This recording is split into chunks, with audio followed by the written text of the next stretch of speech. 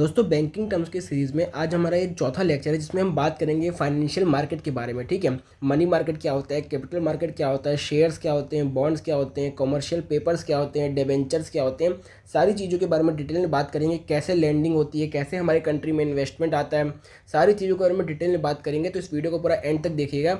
और हमेशा की तरह इस लेक्चर की जो पूरी डिटेल में PDF है ये मैं उन बच्चों के साथ शेयर करूँगा जिन्होंने मेरा मेंटरशिप बैच ज्वाइन किया है। आपको अगर नहीं मालूम है तो मैंने 2 मेंटरशिप बैच लॉन्च किए हैं। एक तो IDBI जैम के लिए, आपको पता होगा अभी IDBI जैम के इंटरव्यू होने वाले हैं, और एक central bank of India credit officer के लिए। इन दोनों के इंटरव्यू होने वाले हैं, तो इनकी इंटरव्यू की तैयारी हम एकदम बेसिक से करवाते हैं। A to Z इनकी पूरी इंटरव्यू की तैयारी हम करवाते हैं, जिसमें हम बच्चों के सारे डाउट क्लियर करवाते हैं। चाहे वो CV से रिलेटेड डाउट क्यों ना हो, चाहे वो उनके हॉबीज़ से रिलेटेड हो, चाहे वो उनके ग्रेजुएशन से रिलेटेड हो, जितने भी क्वेश्चन आंसर उनके ग्रेजुएशन से, चाहे वो कंडीशन बेस्ड क्वेश्चन आंसर्स क्यों ना हो। और साथ में हम जो करंट अफेयर्स अभी इंडिया में चल रहे हैं, क्योंकि एक इंटरव्यू के बच्चे से ये उम्मीद की जाती है कि वो अपने आसपास के इन्वायरमेंट से अवेयर है कि नहीं अवेयर है। ठीक है, तो इसलिए जितने भी करंट अफेयर इंपॉर्टेंट है वो सारे हम वहाँ पर डिस्कस करते हैं। आपको और जानकारी चाहिए तो आपको पिन कमेंट में सारी डिटेल्स मिल जाएगी, और हमारा जो डिस्क्रिप्शन है इस वीडियो का उसके अंदर भी सारी डिटेल्स मिल जाएगी। आप ज्वाइन करना चाहते हो तो कर सकते हो। ठीक है, चलिए हम अपनी वीडियो को शुरू करते हैं। तो दोस्तों आज हम बात करने वाले फाइनेंशियल मार्केट के बारे में। ठीक है, ये सब तो पूरा थ्योरी पार्ट है, आप पढ़ सकते हो, लेकिन हम इससे नहीं पढ़ेंगे। मैं आपको पूरा कॉन्सेप्ट समझाऊंगा, फिर आप उसको एक बार इसको रीड करोगे तो आपको अच्छे से समझ में आ जाएगा। ठीक है, तो आइए हम कॉन्सेप्ट को समझते हैं। देखो फाइनेंशियल मार्केट आखिर होता क्या है। देखो नोट्स पे मैंने ये लिखा हुआ है कि मार्केट एक चीज़ क्या है। मार्केट जो वो चीज़ है वो एक इंटेंजिबल चीज़ है, इंटेंजिबल। ठीक है, अब यहाँ से आपको 2 टर्म्स आएंगे। इंटेंजिबल का मतलब क्या होता है और टेंजिबल का मतलब क्या होता है। देखो टेंजिबल मतलब होता है जिसको आप टच कर सकते हो, ठीक है, लेकिन इंटेंजिबल वो होते हैं जिसको आप टच नहीं कर सकते, ना ही आप देख सकते हो। अब आप कोई बोलोगे कि मार्केट इंटेंजिबल कैसे है, हम दुकान को तो छू सकते हैं, देख सकते हैं। मैं कहूँगा वो जिसको आप टच कर रहे हो, जिसको आप देख रहे हो, वो सिर्फ एक शॉप बस है। लेकिन मार्केट सिर्फ एक शॉप से नहीं बनता, बहुत सारे शॉप्स को जब हम मिला लेते हैं तो एक मार्केट बनता है। तो मार्केट एज अ होल एक इंटेंजिबल चीज़ है जिसमें हम क्या करते हैं, जिसमें हम बाइंग और सेलिंग करते हैं, लोन्स देते हैं, मतलब वहाँ पर पैसे का लेन देन होता है। कोई पैसे वहाँ पर उधार देता है, कोई वहाँ पर पैसे उधार लेता है। ठीक है, तो बेसिकली जो फाइनेंशियल मार्केट है वो इस चीज़ को फैसिलिटेट करता है। वहाँ पर बड़े बड़े जो बैंक्स हैं, NBFC है, कॉर्पोरेट्स हैं, वो वहाँ पर अपने पैसे को इन्वेस्ट करते हैं। वहाँ पर अब मार्केट में सारी चीज़ें आ जाएंगी। जैसे मान लो कोई स्टॉक मार्केट है, ठीक है, स्टॉक मार्केट में बहुत सारी कंपनियाँ लिस्टेड हैं, वहाँ पर बैंक्स होंगे या हम लोग हैं, वो पैसे को अपने इन्वेस्ट करते हैं। बैंक भी करता है, NBFC भी करती है, और हम जैसे लोग जो कॉमन पीपल है वो अपने पैसे को इन्वेस्ट करते हैं। तो क्या कर रहा है मार्केट, एक तरह से बना हुआ है जहाँ पर हम अपने पैसे को इन्वेस्ट कर सकते हैं, और सेम तरह ऐसा एक प्लेस बना हुआ है जहाँ से हम पैसों को उधार ले सकते हैं। जैसे बैंक है, NBFC है, वो उधार लेते हैं, हम जैसे लोग उधार लेते हैं। बड़े बड़े जो बिजनेसमैन हैं, जो बाहर के NRI हैं, फॉरेन इन्वेस्टर्स हैं, वो इंडिया में हमारा पैसा डालते हैं, इंडिया से पैसे उधार लेते हैं, हम भी अपने इंडियन लोकल मार्केट से पैसा उधार लेते हैं। तो सारी चीज़ें कहाँ टेक प्लेस कर रही है, सारी चीज़ें जो प्लेस कर रही है वो मार्केट में प्लेस कर रही है। अब आप खुद सोचिए, आपके कभी मार्केट को देख पाएंगे, नहीं देख पाएंगे।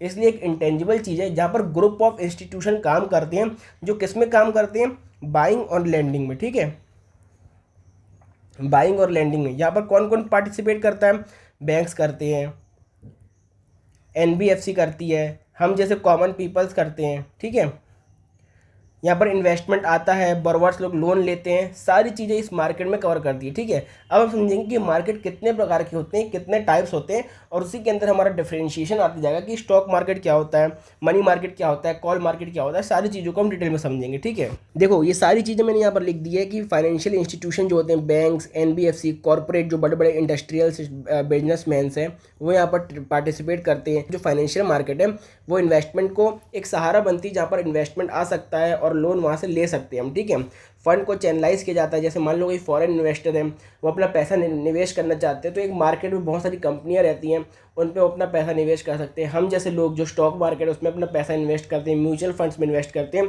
तो ये सारी चीज़, जब सब चीज़ एक चीज़ को मिला के हम देखेंगे, जिसमें बैंक्स भी आ गए, NBFC भी आ गए, स्टॉक मार्केट भी आ गए, कंपनीज आ गई, फॉरेन इन्वेस्टर आ गए, सारी चीज़ को मिला के हम देखेंगे, जो यहाँ पर लेन देन चल रहा है उनको हम कहते हैं फाइनेंशियल मार्केट। ठीक है, आई होप आपको अच्छी तरह से समझ में आ गया होगा। इसके बाद बात करते हैं types, classification of financial market, कितने प्रकार के फाइनेंशियल मार्केट होती हैं। सबसे पहले जो है हमारा है वो मनी मार्केट। अब मनी मार्केट क्या है, अब ये इसको छोड़ो, अब एक पॉइंट को समझो। अब जैसे कोई भी मार्केट है, हम वहाँ पर लेन देन करते हैं, तो देखो 2 प्रकार से लेन देन होते हैं। मान लो मेरे को कोई लोन चाहिए, तो मेरे को लेकिन लोन 1 साल के लिए चाहिए, सामने वाली पार्टी को लोन चाहिए 10 साल के लिए। तो जो मेरा लोन है वो क्या कहलाएगा, वो शॉर्ट टर्म के लिए, मतलब मैं बहुत कम समय के लिए लोन ले रहा हूँ। लेकिन जो सामने वाली पार्टी वो 10 सालों के लिए लोन ले रही है, मतलब क्या है, वो एक लंबे समय के लिए लोन ले रही है, ठीक है। तो ऐसे ट्रांजेक्शन जो एकदम शॉर्ट टर्म के लिए होते हैं उसको हम कहते हैं मनी मार्केट, ठीक है। यूजली 1 साल के लिए होते हैं, मतलब अगर हम मैक्सिमम 1 साल तक का लोन ले रहे हैं तो वो सारे मनी मार्केट में आएगा, ठीक है। अब आमतौर पे ये मनी मार्केट का यूज़ किस लिए किया जाता है, जो अपनी वर्किंग कैपिटल को मिसमैच को मैनेज करने के लिए। अब इसको समझते हैं वर्किंग कैपिटल का मिसमैच क्या होता है। जैसे मान लो मैं एक दुकानदार हूँ, ठीक है। अब मेरे को किसी से माल खरीदना है, कितने का, 10 लाख का माल खरीदना है, लेकिन मेरे पास अभी प्रेजेंट में पैसे कितने पड़े हुए हैं, 8 लाख पड़े हुए हैं। तो मेरे पास कितने पैसे घट रहे हैं, 2 लाख रुपए घट रहे हैं। अब ये 2 लाख में कहाँ से लाऊंगा, तो मैं मार्केट में जाऊंगा, बोलूंगा भाई मेरे को 2 लाख रुपए की जरूरत है, कितने महीने कितने समय के लिए चाहिए, 1 हफ्ते के लिए। 2 लाख रुपए की जरूरत है मेरे को, आगे सामने वाली पार्टी से माल लेना है, ये 2 लाख रुपए मेरे को अभी दे दो, मैं आपको 1 हफ्ते में लौटा दूंगा। तो 1 हफ्ते 1 साल के अंदर ही आता है, तो बहुत कम समय हो गया। तो ये सब मनी मार्केट के अंदर आता है। जब हम अपनी वर्किंग कैपिटल मिसमैच को यूज़ करने के लिए हम जब लोन लेते हैं या फिर पैसों का लेन देन करते हैं तो वो मनी मार्केट के अंदर आता है। मैंने 1 हफ्ते के लिए उधार लिया 2 लाख रुपए, मैंने सामने वाली पार्टी से माल मंगाया, मेरे को कहीं और से पैसे मिले, या फिर वो माल को पैसे बेच के जो पैसे मिले, माल को बेच के जो मुझे पैसे मिले, मैंने उस पैसे से वो 2 लाख चुका दिए 1 हफ्ते के अंदर ही। तो ये सब क्या हुए, शॉर्ट टर्म ट्रांजेक्शन हुए, अप टू 1 ईयर तक की होते हैं। और अब जो अपने वर्किंग कैपिटल मिसमैच को पूरा करने के लिए हम मनी मार्केट का यूज़ करते हैं, ठीक है। उसके बाद ये जो मनी मार्केट है इसके अंदर भी डिफरेंशिएशन होता है। जैसे एक कॉल मनी होता है, कॉल मनी मतलब जैसे हम एक दिन के लिए उधार लेते हैं, जैसे मैंने बोला वही सेम एग्जांपल लेते हैं। मेरे को किसी से पैसे, मेरे को किसी से माल लेना है 5 लाख रुपए का, चलो मान लो 10 लाख का, ठीक है। लेकिन मेरे पास 2 लाख कम पड़ रहे हैं। मैं मार्केट में गया, बोला मेरे को सिर्फ एक दिन के लिए पैसे चाहिए, एक दिन में पैसे चाहिए, एक दिन के लिए पैसे चाहिए, मैं आपको एक दिन बाद लौटा दूंगा। तो वो क्या होता है, कॉल मनी होता है।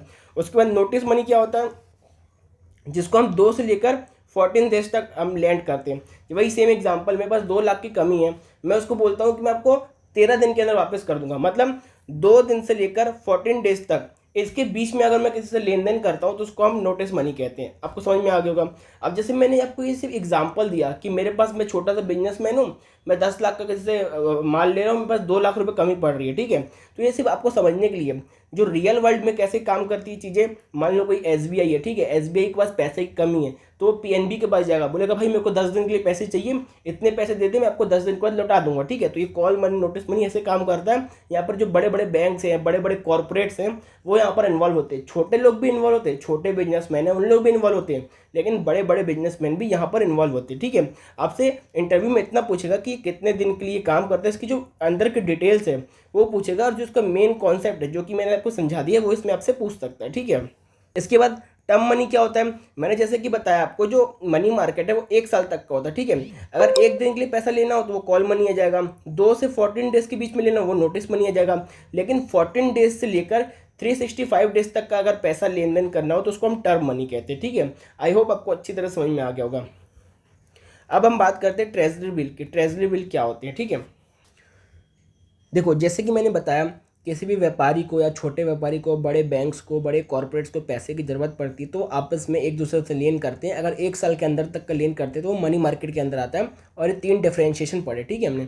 अगर मान लो जो हमारी गवर्नमेंट है, चाहे वो स्टेट गवर्नमेंट हो चाहे वो सेंट्रल गवर्नमेंट हो, ठीक है, अगर उनको पैसे की ज़रूरत पड़ रही है लेकिन वो शॉर्ट टर्म के लिए, मतलब गवर्नमेंट को सिर्फ 1 साल के अंदर तक के लिए पैसा चाहिए, मतलब वो 1 साल में लौटा देगी आपको, तो गवर्नमेंट के पास ऐसा कोई साधन है जिससे वो पैसा मार्केट से उधार ले सकती है और उनको चुका सकती है, तो मैं कहूँगा बिल्कुल है, उसे हम ट्रेजरी बिल कहते हैं। अगर कोई गवर्नमेंट को, याद रखना, ट्रेजरी बिल जो है वो सिर्फ गवर्नमेंट इशू कर सकती है। ये जो चीज़ है ना, ये सिर्फ गवर्नमेंट के लिए बनी गई है। इसको प्राइवेट जो कॉर्पोरेट्स हैं, हम लोग हैं, वो लोग इसको यूज़ नहीं कर सकते, मतलब इसको इशू नहीं कर सकते। खरीद सकते हैं लेकिन इशू नहीं कर सकते, ठीक है। जैसे मान लो गवर्नमेंट ऑफ इंडिया को पैसों की ज़रूरत है, चाहे वो स्टेट गवर्नमेंट हो चाहे वो सेंट्रल गवर्नमेंट हो, ठीक है, तो उसको पैसों की ज़रूरत हो तो वो मार्केट से पैसा उधार ले सकती है। क्या इशू करके? ट्रेजरी बिल को इशू करके वो मार्केट से पैसा उधार ले सकती है, ठीक है। इसमें फिक्स टाइम होता है, फिक्स डेट होता है। जैसे मान लो गवर्नमेंट ने बोल दिया इसमें 3 प्रकार की मैच्योरिटी होती है, या तो वो 364 डेज़ की होगी, या तो 182 डेज़ की होगी, 91 डेज़ की होगी। ये 3 ही होगी, ये 3 आप अच्छे से याद कर लो। गवर्नमेंट बोलेगी मेरे को 91 डेज रुपीज़ के लिए, 91 डेज़ के लिए मेरे को इतना पैसा चाहिए, तो गवर्नमेंट उसके बदले में एक कागज़ का टुकड़ा देगी जिसको हम ट्रेजरी बिल्स कहते हैं। उसमें लिखा होगा कि गवर्नमेंट आपसे मान लो 100 रुपीज़ ले रही है 91 डेज़ के लिए, 91 डेज़ के बाद अब इसको गवर्नमेंट को लौटा देना ट्रेजरी बिल्स को। इसके बदले में गवर्नमेंट आपको जितना गवर्नमेंट ने आपसे उधार लिया था वो वापस कर देगी इंटरेस्ट के साथ, ठीक है। अभी बात करती है कैसे काम करता है। 1917 में इसको इंट्रोड्यूस किया था। इसको बोलते हैं zero coupon bill, no interest, ठीक है। अब जैसे मैंने अभी आपको बताया कि इसमें गवर्नमेंट इंटरेस्ट के साथ पैसा वापस करती है, लेकिन इसमें तो लिखा हुआ है नो इंटरेस्ट। तो ये कैसे काम कैसे करता है, देखो गवर्नमेंट इसको कैसे करती है, गवर्नमेंट इसको डिस्काउंट पे इशू करती है और फेस वैल्यू पे खरीद लेती है। अब इसका मतलब समझते हैं क्या होता है। जैसे मान लो कोई ट्रेजरी बिल है, ठीक है, ये कितने का है, 100 रुपये का, मतलब गवर्नमेंट को कितने की ज़रूरत है, 100 रुपये इसकी ज़रूरत है, ठीक है। लेकिन जब गवर्नमेंट इसको इशू करेगी तो वो पब्लिक से 100 रुपये नहीं लेगी, वो बोलेगी ये 100 रुपये का ट्रेजरी बिल खरीद लो, आप मेरे को सिर्फ 95 रुपीज़ दो। समझिए, मतलब जो ट्रेजरी बिल्स है गवर्नमेंट ने 100 रुपये का इशू किया, ठीक है, उसमें 100 रुपये की अमाउंट दी हुई है। एक मिनट ना, मान लो जो टी बिल है गवर्नमेंट ने 100 रुपये का इशू किया, ठीक है, इसकी फेस वैल्यू जो है वो 100 रुपीज़ है, लेकिन गवर्नमेंट पब्लिक से कितना पैसा उठा रही है, 100 रुपीज़ नहीं उठा रही है, 95 रुपीज़ उठा रही है, ठीक है। कितने दिन के लिए, मान लो 91 डेज़ के लिए। अब जब 91 डेज हो जाते हैं तो पब्लिक ये ट्रेजरी बिल्स को ले जाती है गवर्नमेंट के पास, बोलती है ये लो अपने ट्रेजरी बिल्स, हमें हमारा पैसा वापस कर दो, ठीक है। लेकिन पब्लिक ने कितना पैसा दिया था, 95 दिया था, लेकिन गवर्नमेंट जब वापस करने जाएगी, वापस देगी तो कितना पैसा वापस देगी, 100 रुपीज़ देगी, ठीक है। तो ऐसे में पब्लिक को फ़ायदा होता है। तो कितने का फ़ायदा हुआ, 95 पब्लिक ने दिए थे, उसको 100 रुपीज़ मिले, तो 5 रुपये का फ़ायदा हुआ कि नहीं हुआ। अब इसको आप कैलकुलेट करोगे तो वो इंटरेस्ट निकल जाएगा, ठीक है। तो ऐसा काम करता है, उसको डिस्काउंट वैल्यू में हम गवर्नमेंट इशू करती है, लेकिन खरीदती कितने में, फेस वैल्यू में, जिससे जो बीच का जो मार्जिन बचता है उससे पब्लिक को फ़ायदा होता है। इसलिए इसमें जीरो कूपन, मतलब इसमें इंटरेस्ट ऐसे साफ साफ नहीं लिखा होता कि इसमें इतना इंटरेस्ट मिलेगा आपको, वो इस ढंग से गवर्नमेंट इसको यूज़ करती है जिससे कि वो कैलकुलेट करेंगे तो ओवरऑल हमको इंटरेस्ट का फ़ायदा होता है। लेकिन साफ साफ ट्रेजरी बिल के ऊपर नहीं लिखा रहता है कि आपको इतना % इंटरेस्ट मिलने वाला, ठीक है। ट्रेजरी बिल के ऊपर सिर्फ इतना अमाउंट लिखा रहेगा, 100 रुपये, आपसे गवर्नमेंट कम पैसे में ले लेगी उसको 95 रुपीज़ में, लेकिन जब आपको देगी तो वो 100 रुपये देगी, मतलब ज़्यादा बढ़ा के देगी जो ओरिजिनल अमाउंट है, जिससे आपका जो मार्जिन है वो प्रॉफिट हो जाएगा, ठीक है। इसी को हम कहते हैं जीरो कूपन बिल, मतलब उसमें कोई इंटरेस्ट का अमाउंट नहीं लिखा रहता, उसी को हम कहते हैं जीरो कूपन, ठीक है, और नो इंटरेस्ट। या साफ साफ लिखा हुआ है issue at discount and redeem at face value at maturity, ठीक है। आई होप आपको अच्छी तरह समझ में आ गया होगा। इसके आगे हम समझते हैं कि जो ट्रेजरी बिल्स है, मैंने आपको मैच्योरिटी बता दी, कौन इशू कर सकता है वो बता दिया, सेंट्रल गवर्नमेंट स्टेट गवर्नमेंट दोनों इशू कर सकती है। लेकिन ये बात याद रखना कि ये इशू होती है सिर्फ 25,000 की डिनोमिनेशन में, ठीक है। मान लो गवर्नमेंट को चाहिए तो वो सिर्फ 25 के का इशू कर सकते हैं, उसके ऊपर करना हो तो 50 के, उसके ऊपर करना हो तो 75 के, मतलब इंटू 25 के मल्टीपल में जितने आते जाएंगे सिर्फ उतने अमाउंट में ही वो इशू कर सकते हैं। मतलब ऐसा नहीं कर सकते कि वो 24 के कर दें, 76 के कर, ऐसा नहीं, क्योंकि 25 के मल्टीपल में नहीं आते, ठीक है। आई होप आपको अच्छी तरह समझ में आ गया होगा। इसके बाद बात करते हैं कि जो ट्रेजरी बिल्स है वो कौन खरीद सकता है। जैसे कि मैंने बताया था कि हर कोई खरीद सकता है, लेकिन इशू सिर्फ गवर्नमेंट कर सकती है, ठीक है। तो उसको समझते हैं। हम जैसे लोग जो कॉमन पीपल हैं वो खरीद सकते हैं, बड़े बड़े जो इंस्टीट्यूशन है, ऑर्गेनाइजेशन है वो खरीद सकते हैं, बैंक्स खरीद सकते हैं, फर्म्स खरीद सकते हैं, कॉर्पोरेट हाउस खरीद सकते हैं, ठीक है। आई होप आपको अच्छी तरह समझ में आ गया होगा। अब जैसे मान लो हम जैसे लोगों को खरीदना है तो कैसे खरीद सकते हैं। आपको पता होगा 2021 में आरबीआई ने स्कीम निकाली थी, रिटेल डायरेक्ट स्कीम। उसके अंदर ये होता था कि जो हम जैसे कॉमन पीपल हैं वो डायरेक्ट जो गवर्नमेंट की सिक्योरिटीज़ होती हैं, गवर्नमेंट की जो ट्रेजरी बिल्स होते हैं उसमें इन्वेस्ट कर सकते हैं। पहले क्या होता था, जैसे हम जैसे लोगों को जब गवर्नमेंट की सिक्योरिटीज़ में इन्वेस्ट करना होता था तो हम डायरेक्ट नहीं कर सकते थे, हमें किसी एजेंट के थ्रू उसको परचेस करना पड़ता था, जिसमें हमें बहुत सारा पैसा एजेंट को भी देना पड़ता था। लेकिन आरबीआई ने ये स्कीम निकाली कि अब जो हम जैसे कॉमन पीपल्स हैं वो डायरेक्ट गवर्नमेंट की सिक्योरिटीज़ ट्रेजरी बिल्स में इन्वेस्ट कर सकते हैं, जिसमें जो एजेंट को पहले पैसे देना पड़ता था अब वो नहीं देना पड़ेगा, जिससे जो कॉमन पीपल है उनकी पार्टिसिपेशन बढ़ेगी गवर्नमेंट सिक्योरिटीज़ में, और जो उनका जो पैसा वहाँ एजेंट को देना पड़ता था वो नहीं देना पड़ेगा, तो उनकी बचत भी ज़्यादा होगी, ठीक है। आई होप आपको अच्छी तरह से समझ में आ गया होगा। इसके बाद बात करते हैं कॉमर्शियल पेपर्स क्या होते हैं, ठीक है। ये भी शॉर्ट टर्म्स डेब्ट इंस्ट्रूमेंट होते हैं। जैसे कि मैंने बताया कि जब बड़े बड़े जो बैंक्स हैं, कंपनी हैं, उनको पैसे छोटी अवधि के लिए जब चाहिए होते तो वो किस में जाते हैं, मनी मार्केट में जाते हैं, ठीक है। लेकिन जब गवर्नमेंट ऑफ इंडिया को चाहिए तो वो क्या इशू करती है, government of India treasury bills को इशू करती है। लेकिन वैसे ही अगर जो बड़े बड़े कॉर्पोरेट हाउस हैं, इंडस्ट्रीज हैं, जो बड़े बड़े बिजनेसमैन हैं, उनको शॉर्ट टर्म के लिए पैसा चाहिए तो वो लोग क्या इशू करते हैं, वो लोग कॉमर्शियल पेपर इशू करते हैं, ठीक है। देखो मैंने साफ साफ लिखा हुआ है इंडियन फाइनेंशियल इंस्टीट्यूशन, इसमें सब आ गए, बैंक भी आ गई, एनबीएफसी आ गई, जो बड़ी बड़ी कंपनियां हैं उनको अगर शॉर्ट टर्म्स के लिए पैसा चाहिए तो वो कॉमर्शियल पेपर को इशू करते हैं, ठीक है। इसका टेन्योर क्या होता है, जैसे कि मैंने उसमें बताया था ट्रेजरी बिल्स वाले में बताया था कि उसका टेन्योर 91 होता है, 182 डेज़ के लिए होता है, या फिर 364 डेज़ के लिए होता है, ठीक है। लेकिन इसका टेन्योर 7 दिन से लेकर 1 साल तक कितना भी हो सकता है, वो कंपनी डिसाइड करेंगी कितने दिन का उनको इशू करना है, ठीक है। और इसका डेनोमिनेशन क्या होना चाहिए, 5 लाख या फिर उसके मल्टीपल में। मान लो किसी कंपनी को चाहिए तो 5 लाख कर सकता है, 10 लाख, 15 लाख, 20 लाख, मतलब 24 लाख नहीं कर सकता, 23 लाख नहीं कर सकता, 5 के मल्टीपल में ही होना चाहिए, मतलब 5 लाख के मल्टीपल में ही होना चाहिए, ठीक है। अब कौन सी कंपनियां इसको इशू कर सकती है, इसमें एक और टर्म ये आ रहा है प्राइमरी डीलर का, ये हम आगे समझेंगे, इसको आप नोट करके रखिए, ये आगे वैसे भी टर्म आने वाला है तो मैं वहाँ पर आपको क्लियर कर दूंगा, ठीक है। अब जो इसमें जो मैंने बताया कंपनियां इसको इशू करती है, तो कौन सी कंपनियां इसको इशू कर सकती है, ठीक है, जिसकी जो मिनिमम नेटवर्थ है वो 4 करोड़ की मिनिमम नेटवर्थ होनी चाहिए, ठीक है।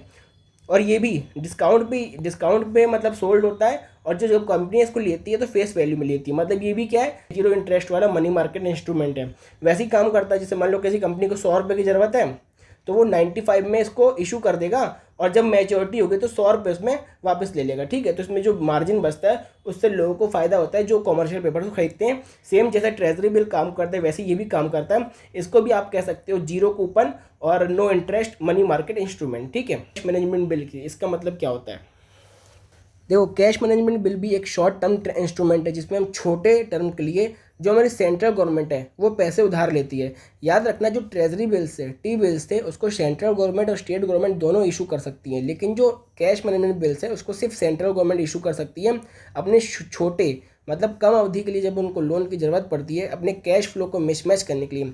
जैसे मान लो कि सेंट्रल गवर्नमेंट के पास भी थोड़ा ऊपर नीचे हो जाता है पैसों का, जैसे मान लो जो फरवरी में हमारा बजट पास होता है, ठीक है, फरवरी में बजट पास होता है, 1 फरवरी को बजट पास होता है, ठीक है। मान लो 28 जनवरी को सेंट्रल गवर्नमेंट के पास कुछ इमरजेंसी आ गई, उसको पैसे की ज़रूरत पड़ गई, लेकिन बजट तो भी पेंडिंग है। जैसे ही बजट पास होता है उसके बाद ही सेंट्रल गवर्नमेंट को पैसे मिलते हैं, और 28 जनवरी आते जाते तक जो पिछला बजट पास हुआ था उसके पैसे पूरे खत्म हो चुके हैं। तो सेंट्रल गवर्नमेंट इस समय क्या करेगी, तो वो कैश मैनेजमेंट बिल को इशू करेगी, जिससे वो शॉर्ट टर्म्स के लिए मिनिमम 91 डेज़ का ये होता है, मतलब 91 डेज़ के लिए कम का होता है, ये याद रखना। इसमें जो मेन डिटेल्स होती है अंदर की वो आपके लिए बहुत इंपॉर्टेंट होती है। जो CMB है वो 91 डेज़ के कम का होगा, उससे कम के लिए अगर सेंट्रल गवर्नमेंट को पैसा चाहिए एकदम शॉर्ट टर्म के लिए तो central government cash management bill को इशू करती है। याद रखना सिर्फ सेंट्रल गवर्नमेंट करती है, स्टेट गवर्नमेंट नहीं करती, ठीक है। और इसके सेम फीचर जैसे ट्रेजरी बिल्स के थे, सेम इसको भी डिस्काउंट वैल्यू पे इशू किया जाता है और फेस वैल्यू पे परचेस किया जाता है, ठीक है। इस पर भी जीरो इंटरेस्ट मिलता है, जो मार्जिन बचता है वही वो कस्टमर का प्रॉफिट होता है, ये बात याद रखना। सेम जो मैंने ऊपर बताया सेम चीज़ जहाँ भी लागू होगी, ये डेज़ याद कर लेना, 91 डेज से कम के लिए इसको इशू किया जाता है और सिर्फ सेंट्रल गवर्नमेंट करती है, ठीक है। उसके बाद बात करते हैं, ये तो शॉर्ट टर्म मार्केट की बात हो गई। मनी मार्केट, इसमें हमने ऐसे इंस्ट्रूमेंट को समझा जो शॉर्ट टर्म के लिए यूज़ किए जाते हैं, ठीक है, मतलब जिसकी जो अवधि है, जो टेन्योर है वो 1 साल के लिए कम का हो। अगर 1 साल के कम का किसी को लोन चाहिए, किसी को लेन देन करना हो तो किस में जाता है, मनी मार्केट में जाता है, ठीक है। अब मनी मार्केट में कौन कौन से इंस्ट्रूमेंट होते हैं सारे हमने समझ लिए। अब हम बात करेंगे कैपिटल मार्केट की, जिसमें अगर हमें लॉन्ग टर्म के लिए पैसा चाहिए, मतलब 1 साल से ऊपर के लिए हमें पैसा चाहिए, 1 साल से ऊपर के लिए हमें मार्केट में लेन देन करनी है, तो हम किस में जाते हैं, कैपिटल मार्केट में जाते हैं, ठीक है। देखो मैंने यहाँ पर लिखा भी है कैपिटल मार्केट क्यों यूज़ होता है, लॉन्ग टर्म क्रेडिट के लिए यूज़ होता है, 1 साल के ऊपर के लिए टेन्योर के लिए। अब इसमें क्या क्या आता है, इसमें इक्विटी भी आती है, डेब्ट भी आता है। अब इक्विटी और डेब्ट का मतलब समझते हैं, ठीक है। इक्विटी मतलब क्या होता है, जैसे मान लो इक्विटी मतलब किसी कंपनी में अपनी हिस्सेदारी ले लेना। जैसे मान लो कोई XYZ नामी कंपनी है, ठीक है, XYZ नामी कंपनी है। अब इसके पास इसके मार्केट में 100 शेयर्स हैं, ठीक है। अब मैंने जाके इसके 50 शेयर खरीद लिए, तो मेरे पास क्या होगा, इस कंपनी की हिस्सेदारी हो गई, मतलब ये कंपनी जितना भी प्रॉफिट करेगी उसमें से मेरे को कुछ हिस्सा मिलेगा, जो उसको कहते हैं हम डिविडेंड। अगर किसी कंपनी में हम इक्विटी ले लेते हैं, मतलब उस कंपनी की हिस्सेदारी ले लेते हैं, तो हमें कंपनी अपने प्रॉफिट में से हिस्सा देती है, जिसे हम कहते हैं डिविडेंड, ठीक है। वो जितना शेयर रहता है, जितना उसका प्राइस रहता है वो उसके साथ डिवाइड होता है। आपको बेसिक कॉन्सेप्ट बस समझना है, ठीक है। तो इक्विटी का मतलब ये होता है। और डेब्ट का मतलब क्या होता है, उधार, जो हमने ऊपर समझा। जैसे मान लो कोई कंपनी को जब पैसों की ज़रूरत पड़ती है तो वो क्या करती है, जैसे XYZ कंपनी है, इसको पैसे की ज़रूरत है, तो या तो अपना IPO लॉन्च करेगी, IPO मतलब मार्केट में शेयर्स लॉन्च करेगी, ठीक है। ये शेयर्स को लोग खरीदेंगे, कंपनी का पैसा आ जाएगा।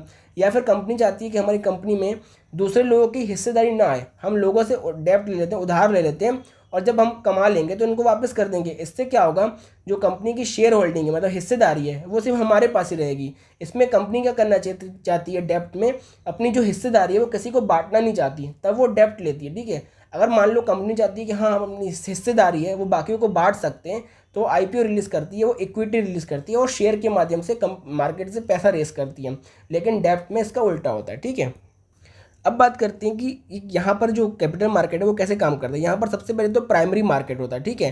प्राइमरी मार्केट क्या होता है, जब पहली बार कोई कंपनी अपनी सिक्योरिटीज़ को इशू करती है, मतलब गवर्नमेंट अपनी जो सिक्योरिटीज़ है उसको इशू करती है, या फिर जो कंपनी है जब पहली बार अपने शेयर इशू करती है तो वो कहा जाती है प्राइमरी मार्केट में, ठीक है। जैसे मान लो आप में से बहुत सारे लोग शेयर मार्केट में इन्वेस्ट करते हो, ठीक है। जैसे XYZ कंपनी है, इसने सबसे स्टार्टिंग में अपने 100 शेयर इशू किए, ठीक है। अब कंपनी तो 100 शेयर इशू कर दिए, अब इसको मान लो एक्स ने खरीदे 100, एक शेयर को मतलब 50 शेयर को एक्स ने खरीदे, ठीक है। तो जहाँ कंपनी ने अपने 100 शेयर इशू किए होंगे फर्स्ट टाइम को, इसको हम कहते हैं प्राइमरी मार्केट, ठीक है। अब एक्स ने इसके 50 शेयर खरीदे, अब कुछ टाइम बाद एक्स को लग रहा है कि नहीं भाई ये कंपनी में कोई फ्यूचर नहीं है, मेरे को अपने शेयर बेचने हैं, तो ये कहाँ बेचेगा, ये मान लो इसने वाई को बेचे अपने 50 शेयर। तो देखो जब कंपनी पहली बार इशू की तो वो तो प्राइमरी मार्केट था, लेकिन अब कंपनी के ही शेयर दोबारा मार्केट में एक दूसरे से बेचे जा रहे हैं, खरीदे जा रहे हैं, तो एक्स ने वाई को शेयर किया तो ये हो गया सेकेंडरी मार्केट, ठीक है। जब हम किसी शेयर को पहली बार के छोड़ के जब दूसरी तीसरी बार चौथी बार पांचवी बार बेचते हैं तो वो सब सेकेंडरी मार्केट होता है, लेकिन जब हम फर्स्ट बार कंपनी लॉन्च कर दी है या फिर गवर्नमेंट लॉन्च कर दी है तो उसे हम प्राइमरी मार्केट कहते हैं, ठीक है। वही चीज़ आप लिखिए, first time issuance of securities. और यहाँ पर लिखी हुई secondary market, buying and selling of existing securities, मतलब जो पहले इशू हो चुकी है उसी की बाइंग एंड सेलिंग चल रही है, उसको हम सेकेंडरी मार्केट कहते हैं, ठीक है। इन दोनों का डिफरेंस भी लिखा हुआ है, अब इसको पॉज करके पढ़ सकते हो, जो चीज़ मैंने समझाई है वही चीज़ लिखी हुई है, PDF आपको पता है मैंने शेयर कर दी, ठीक है। ठीक है, तो जैसे मैंने बताया शेयर्स के बारे में, शेयर्स कौन इशू करता है, जब कंपनी को अपनी हिस्सेदारी बांटनी रहती है पब्लिक में, मार्केट से पैसा उठाना रहता है, लेकिन जब कंपनी चाहती है कि मैं मार्केट से पैसा तो उठाऊंगी लेकिन अपने शेयर्स को डाइवर्सिफाई करूंगी, मतलब शेयर्स को अपनी हिस्सेदारी को कम करके अपनी हिस्सेदारी को पब्लिक में बेच के पैसे उठाएंगे, तो वो शेयर्स इशू करते हैं। शेयर्स भी दो प्रकार के होते हैं, एक इक्विटी शेयर होता है, एक प्रेफरेंशियल शेयर होता है, एक डेरिवेटिव होते हैं, ठीक है। इसको आप डिटेल में समझते हैं ये तीनों क्या होते हैं। तो देखिए शेयर भी दो प्रकार के होते हैं, एक ऑर्डिनरी शेयर्स होते हैं, एक प्रेफरेंशियल शेयर होते हैं। अब इसका मतलब क्या होता है, देखो जो ऑर्डिनरी शेयर होते हैं ना उसमें जो डिविडेंड होता है वो फिक्स नहीं होता। जैसे मान लो डिविडेंड मतलब मैंने आपको बताया था, कोई किसी ने भी किसी कंपनी के शेयर खरीदो, जैसे मान लो XYZ कंपनी है, उसके मैंने 50 शेयर खरीदे हो, ठीक है। मतलब मेरे को उस कंपनी की हिस्सेदारी मिल गई, तो कंपनी जितना भी प्रॉफिट करेगी मेरे को उसमें से कुछ हिस्सा देगी, उस हिस्से को हम क्या कहते हैं, डिविडेंड कहते हैं। तो इसमें डिविडेंड फिक्स नहीं रहता। क्यों फिक्स नहीं रहता भाई, कंपनी कैसा प्रॉफिट कर रही है, मान लो किसी साल उसने ज़्यादा प्रॉफिट किया, किसी साल कम प्रॉफिट किया, तो उसके हिसाब से वो डिविडेंड को बांटेगी। लेकिन प्रेफरेंशियल शेयर में क्या होता है कि वहाँ का जो डिविडेंड है वो फिक्स रहता है। जैसे मान लो मैंने किसी कंपनी के प्रेफरेंशियल शेयर ले लिए, तो मेरे को 8% का डिविडेंड मिलना है, मतलब मिलना है। फॉर एग्जांपल मैंने 100 रुपये के कोई शेयर खरीदे, ठीक है। तो मेरे को कंपनी ने बोला कि आपको हर साल 12 रुपये मिलेंगे, तो मिलेंगे क्या, कंपनी चाहे कंपनी कैसा भी प्रॉफिट क्यों ना करे, कंपनी अगर ज़्यादा प्रॉफिट करेगी तो भी आपको 12 मिलेंगे, कम प्रॉफिट करेगी तो भी आपको 12 मिलेंगे, ठीक है। तो ये बेसिक सा डिफरेंस होता है इनमें। इसके बाद जो प्रेफरेंशियल शेयर होल्डर है उनको जो डिविडेंड मिलता है वो पहले मिल जाता है कॉमन शेयर होल्डर्स के।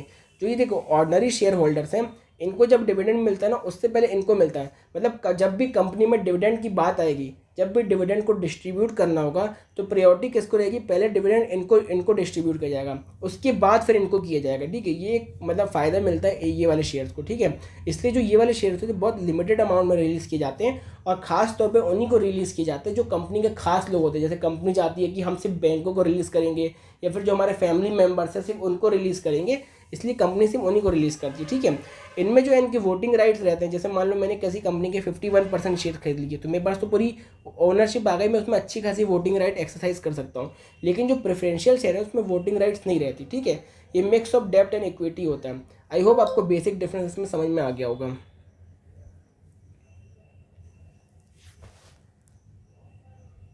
इसके बाद हम बात करते हैं डेरिवेटिव्स का मतलब क्या होता है। डेरिवेटिव का मतलब ये होता है, ये एक ऐसा इंस्ट्रूमेंट है जिसकी खुद की वैल्यू नहीं होती, वो किसी और से अपनी वैल्यू को डिराइव करता है। जैसे मान लो ये कागज़ है, ठीक है। ये कागज़ में लिखा हुआ है कि एक्स के पास स्टॉक पड़े हैं 50 रुपीज़ के, ठीक है। लेकिन ये कागज़ तो वाई के पास है, तो ये वाई के पास स्टॉक नहीं है, ये स्टॉक किसके पास है, एक्स के पास है। मतलब इसकी खुद की कोई वैल्यू नहीं है, ये अपनी वैल्यू किससे डिराइव कर रहा है, एक्स से डिराइव कर रहा है। ये बेसिक से एग्जांपल मैंने समझाया, मतलब कि उसकी खुद की कोई वैल्यू नहीं रहती, उसकी जो वैल्यू होती है वो किसी और चीज़ से डिराइव होती है, उसको हम कहते हैं डेरिवेटिव। अलग अलग प्रकार से इसको यूज़ किया जाता है, ये आपके लिए उतना इंपॉर्टेंट नहीं है, सिर्फ मोटा मोटा समझ लो डेरिवेटिव का मतलब क्या होता है, ठीक है। अब हम बात करते हैं, बहुत इंपॉर्टेंट चीज़ है ये बॉन्ड क्या होते हैं। जैसे मैंने बताया कंपनी को जब मार्केट से पैसा इशू करना है तो दो तरीके उसके बाद, या तो अपने वो शेयर्स इशू कर दें, अपनी हिस्सेदारी बांट दें। लेकिन कंपनी चाहती है मैं अपनी हिस्सेदारी नहीं बांटूँ, अपनी हिस्सेदारी अपने पास ही रखूँ, तो क्या करेगा, मार्केट से उधार लेगा। उधार कैसे लेते हैं, बॉन्ड के रूप में लेते हैं, ठीक है। बॉन्ड मतलब डेब्ट इंस्ट्रूमेंट, जैसे कि मैंने ऊपर समझाया। फंड को रेस करने के लिए। लॉन्ग टर्म भी होता है, अलग अलग प्रकार के बॉन्ड होते हैं, ठीक है। जो डिबेंचर होते हैं वो भी एक प्रकार के बॉन्ड होते हैं, लेकिन अनसिक्योर्ड होते हैं, ठीक है। अब जो बॉन्ड होता है वो सिक्योर्ड भी हो सकता है, अनसिक्योर्ड भी हो सकता है। अब कैसे इसको समझाते हैं, जैसे मान लो कोई कंपनी है, ठीक है, उसने बॉन्ड इशू किए 100 रुपीज़ के। 100 रुपीज़ के बॉन्ड इशू किए, मतलब मार्केट से 100 रुपीज़ उठा लिए, लेकिन कंपनी उसके बदले में कुछ इंश्योरेंस नहीं करवा रही या फिर उसके बदले में कुछ मतलब कोलेटरल नहीं रख रही, तो एक तरह से क्या वही अनसिक्योर्ड हो गया। लेकिन उसी टाइम कंपनी अगर 100 रुपीज़ की बॉन्ड इशू कर रही है, मार्केट से पैसा ले रही है, लेकिन उस मार्केट से पैसे लिए बदले वो कहीं पर इंश्योरेंस करवा रही है या फिर कुछ कोलेटरल में रख रही है पब्लिक के पास, तो क्या होगा, एक तरह से सिक्योर्ड लोन्स होगा कि अगर मान लो कल को पैसा डूबता है तो जो कंपनी ने कोलेटरल में रखा उसको बेच के हम अपना पैसा वसूल भी कर सकते हैं। आई होप आपको समझ में आ गया होगा, ठीक है। अब समझते हैं कि क्या जो हम जैसे कॉमन पीपल्स है वो मनी मार्केट में पार्टिसिपेट कर सकते हैं कि नहीं कर सकते। जैसे कि मैंने आपको बताया था, मनी मार्केट क्या होता है, शॉर्ट टर्म इंस्ट्रूमेंट होते हैं। तो मैं कहूँगा बिल्कुल यस कर सकते हैं आरबीआई के गिल्ट अकाउंट्स के थ्रू। मतलब वही, अगर हमें गवर्नमेंट की सिक्योरिटीज़ में इन्वेस्ट करना है, तो जैसे आरबीआई ने 2021 में रिटेल डायरेक्ट स्कीम चलाई थी, जिसके थ्रू हम गवर्नमेंट सिक्योरिटीज़ में डायरेक्ट इन्वेस्ट कर सकते हैं, ठीक है। अगर आपको उसके थ्रू नहीं करना तो एक आरबीआई का गिल्ट अकाउंट भी होता है, जिसमें हम आरबीआई में अकाउंट खुलवाते हैं और उसके थ्रू गवर्नमेंट सिक्योरिटीज़ में इन्वेस्ट करते हैं, ठीक है। इसके हमें डिटेल में समझना नहीं है, आपको सिर्फ इतना याद रखना है कि हाँ, आरबीआई के पास ऐसी कोई स्कीम होती है जिससे हम गवर्नमेंट सिक्योरिटीज़ में इन्वेस्ट कर सकते हैं, ठीक है। हम सर्टिफिकेट ऑफ डिपॉजिट में इन्वेस्ट कर सकते हैं, ठीक है। हम मतलब कुल मिला के अगर आपसे पूछे कि हाँ, जो कॉमन पीपल है वो मनी मार्केट में इन्वेस्ट कर सकते हैं कि नहीं कर सकते, तो आप लोग कर सकते हैं। उसकी बहुत सारे मतलब वेस हैं, बहुत सारे तरीके हैं, चाहे वो आरबीआई गिल्ट अकाउंट्स के through, RBI retail direct scheme के थ्रू, या फिर वो सर्टिफिकेट ऑफ डिपॉजिट में इन्वेस्ट कर सकते हैं, या फिर वो बैंक में एक मनी मार्केट अकाउंट खुलवा सकते हैं। मनी मार्केट अकाउंट क्या होता है, एक तरह का बैंक अकाउंट होता है जो उसमें हम पैसा इन्वेस्ट करते हैं, फिर बैंक उस पैसे को government securities, certificate of deposit, commercial paper में इन्वेस्ट करता है और उसके बदले में हमको एक इंटरेस्ट देता है, ठीक है। तो अब ये वाला अकाउंट भी खुलवा सकते हो। इसके थ्रू जो कॉमन पीपल है वो मनी मार्केट में इन्वेस्ट कर सकते हैं, ठीक है। क्या हम जो कॉल मनी है, नोटिस मनी है, उसमें इन्वेस्ट कर सकते हैं। कॉल मनी, नोटिस मनी मैंने आपको लेक्चर की शुरुआत में पढ़ाया था, जो शॉर्ट टर्म इंस्ट्रूमेंट है वो होते हैं। क्या हम कॉल मनी, नोटिस मनी में पार्टिसिपेट कर सकते हैं कॉमन पीपल? नहीं, सिर्फ बैंक और जो प्राइमरी डीलर्स हैं सिर्फ वही कॉल मनी और नोटिस मनी में पार्टिसिपेट कर सकते हैं, ठीक है। प्राइमरी डीलर्स कौन होते हैं? कोई भी जो फाइनेंशियल इंस्टीट्यूशन है या फिर बैंक है जो गवर्नमेंट सिक्योरिटीज़ को डायरेक्टली बाय करता है गवर्नमेंट से और वो इन्वेस्टर को बेचता है। जैसे कि मैंने आपको बताया था कि गवर्नमेंट सिक्योरिटीज़ को जो कॉमन पीपल है वो डायरेक्ट बाय नहीं कर सकते। आरबीआई की जो रिटेल डायरेक्ट स्कीम है उसके थ्रू हम कर सकते हैं, लेकिन उसमें भी एक अमाउंट की लिमिट है, हम ज़्यादा बड़े अमाउंट नहीं कर सकते। लेकिन अगर हमें बड़े अमाउंट गवर्नमेंट की सिक्योरिटीज़ में इन्वेस्ट करने हैं, तो ऐसे जो बहुत सारे बैंक होते हैं, फाइनेंशियल इंस्टीट्यूशन होते हैं, एनबीएफसी होती है, उनके पास ये पावर रहती है, उनको ये अथॉरिटी रहती है कि वो डायरेक्ट गवर्नमेंट सिक्योरिटीज़ को बाय कर सकते हैं और फिर जो आम जनता है जो दूसरी बार उनको खरीदना चाहती है उनको बेच सकते हैं, ठीक है। तो ऐसी जो इंस्टीट्यूशन है, ऐसे बैंक है जो डायरेक्ट गवर्नमेंट सिक्योरिटीज़ को बाय कर सकते हैं और दूसरे लोगों को बेच सकते हैं, उन्हें हम प्राइमरी डीलर्स कहते हैं, ठीक है। आई होप आपको पूरा लेक्चर अच्छे समझ में आ गया होगा। कोई भी डाउट हो जाए मुझे कमेंट सेक्शन में पूछ सकते हो। और जिन लोगों ने मेरा मेंटरशिप बैच ज्वाइन किया उनको मैंने अपना प्राइवेट पर्सनल व्हाट्सअप नंबर दिया है, उसमें भी आप मुझे मैसेज करके इस लेक्चर से जो भी डाउट आते हैं वो सारे पूछ सकते हो। और अगर आपको मेरा लेक्चर मतलब मेरा जो मेंटरशिप बैच है वो ज्वाइन करना है तो डिस्क्रिप्शन और पिन कमेंट में आपको सारी डिटेल्स मिल जाएगी, वहाँ से आप ज्वाइन कर सकते हो, ठीक है। आई होप आपको लेक्चर पसंद आया होगा। और चैनल पर नहीं तो सब्सक्राइब कर लो, टेलीग्राम चैनल ज्वाइन नहीं कर तो डिस्क्रिप्शन में लिंक मिल जाएगी। तब तक के लिए गुड बाय।